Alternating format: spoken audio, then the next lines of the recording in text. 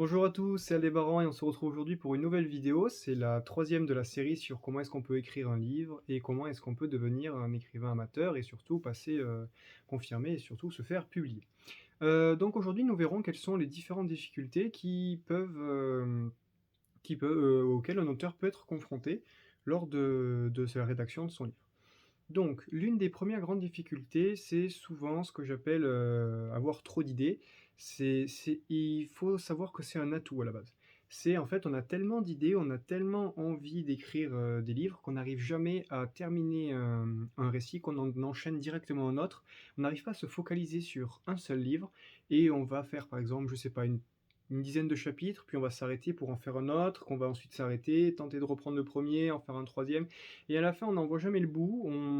Du coup, on a plein de récits qui sont jamais achevés. Donc comment expliquer? C'est comme une sorte d'hyperactivité, on n'arrive jamais à se focaliser sur un seul sujet. Donc vraiment, c'est pas quelque chose qui en soi est néfaste, c'est quelque chose qui est néfaste si on n'arrive pas à le maîtriser. Donc ce que je vous conseille, c'est d'essayer de regrouper toutes les idées que vous avez dans votre esprit pour essayer d'en faire un seul livre, qui correspondrait par exemple à vos 3 récits. Même si c'est des idées assez différentes, tant pis, essayez de les combiner ou alors de faire plusieurs récits assez séparés. Mais si vous arrivez à combiner toutes vos idées dans un seul livre, essayez de vous focaliser uniquement dessus et forcez-vous à ne pas commencer d'autres récits tant que vous n'avez pas terminé le premier ou en tout cas que vous avez assez avancé pour en être satisfait.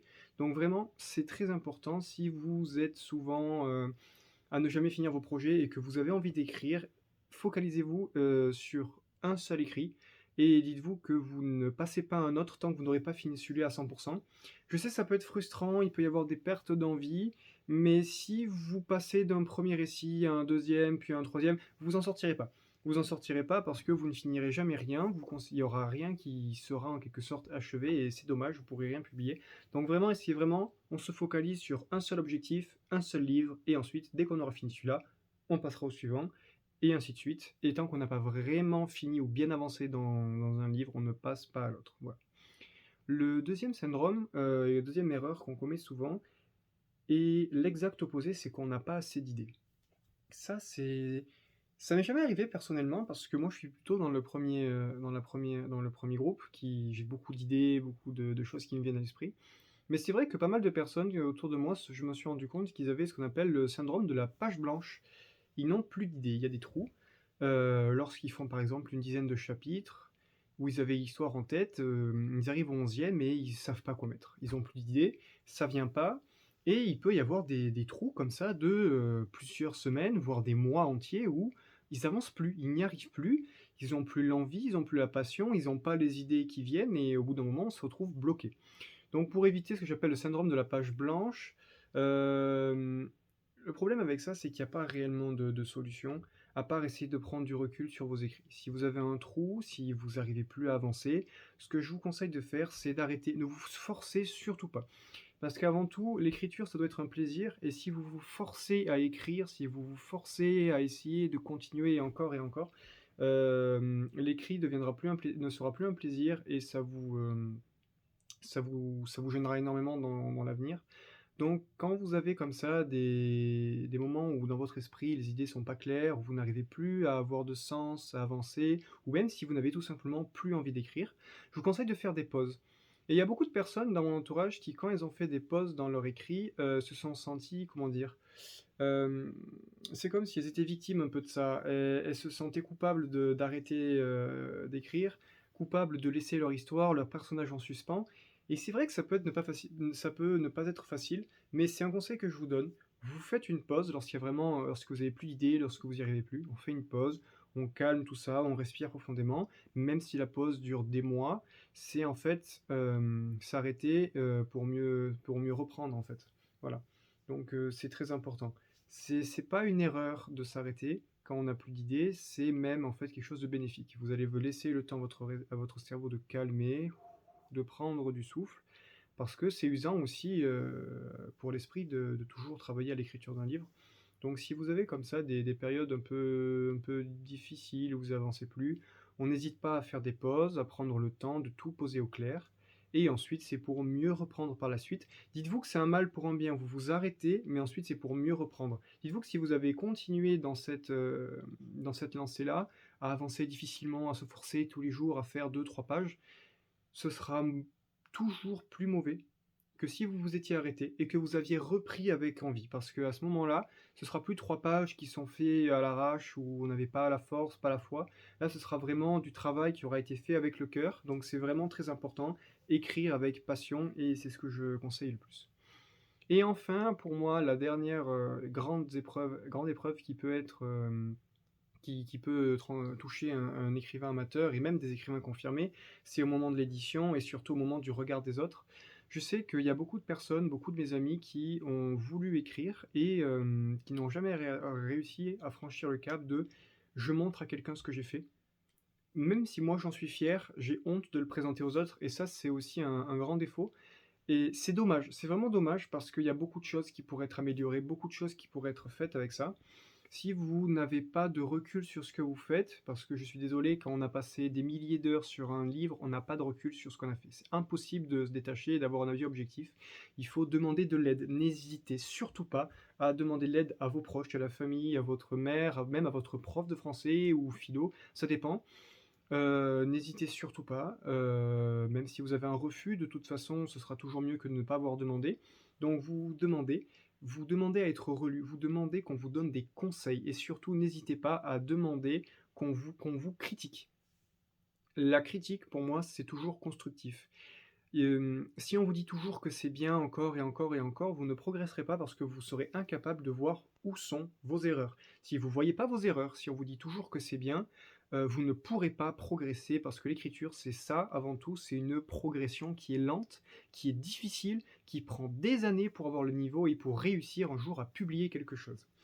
Donc pour moi, la clé la plus importante de cette vidéo, c'est faites confiance aux autres. N'ayez pas peur, n'ayez aucune honte, montrez ce que vous avez fait, montrez vos récits, publiez par exemple sur Wattpad. N'hésitez pas à mettre vos écrits sur Wattpad pour avoir l'avis des gens. Cherchez des personnes bienveillantes qui vous aiguilleront le mieux possible et qui vous aideront. Et surtout, au moment de l'édition, n'ayez pas peur d'un refus ou d'un échec. Le niveau pour devenir écrivain ne se fait pas du jour au lendemain, c'est des années d'apprentissage. Si vous avez commencé aujourd'hui et que vous avez pour objectif de publier à la fin du mois ou même dans l'année, c'est extrêmement compliqué, voire impossible. Si vous n'avez jamais écrit avant et que vous vous mettez maintenant, il faudra des années avant d'avoir le niveau. Et il y a beaucoup de personnes qui se sentent découragées sur ces années en fait blanches, mais c'est pas des années blanches, ce sont des années d'apprentissage. Et il y a beaucoup de personnes qui arrêtent et qui en fait désespèrent et abandonnent. Alors surtout, c'est la pire erreur à faire quand on est écrivain, c'est d'abandonner lorsqu'on estime qu'on n'est pas assez bon, parce qu'en fait on n'est pas assez bon, mais sur le moment présent. Si vous continuez, vous aurez le niveau nécessaire pour pouvoir publier. Alors surtout, n'abandonnez jamais, c'est vraiment ma règle la plus importante, on n'abandonne pas, même si on a critiqué votre travail, même si on a dit que c'était pas bien, si on a refusé de vous publier, dites-vous que ça doit être une force, ça doit vous aiguiller pour vous améliorer.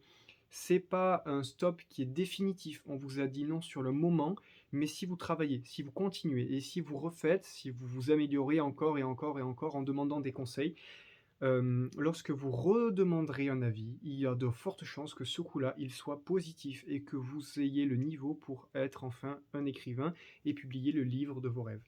Surtout, n'hésitez pas à demander et surtout, surtout, surtout, n'abandonnez jamais. Voilà, ce sont pour moi les 3 clés les plus importantes. On essaye vraiment, premièrement, de se caler et de terminer un livre. La deuxième chose, c'est si on a des moments de doute, on n'hésite pas, on n'abandonne pas et on prend des pauses pour avoir du recul sur ce qu'on fait. Et la troisième, et pour moi la clé la plus importante, c'est surtout, on n'hésite pas à demander conseil aux autres, on n'hésite pas à demander si vous avez des amis qui écrivent ou même des parents, tout ça. N'hésitez surtout pas à demander à des membres de votre famille de relire ce que vous avez fait, de vous aider et de vous aiguiller. Vraiment, pour moi, c'est la clé la plus importante. N'abandonnez jamais, n'hésitez pas à demander conseil, et vraiment, pour moi, c'est le plus important. Voilà, donc c'est comme ça que je clôturerai cette troisième vidéo sur ma série « Comment est-ce qu'on peut publier un livre ?» et c'est vraiment les défis sur lesquels un écrivain amateur et même confirmé, la plupart des écrivains confirmés même sont passés par ces étapes.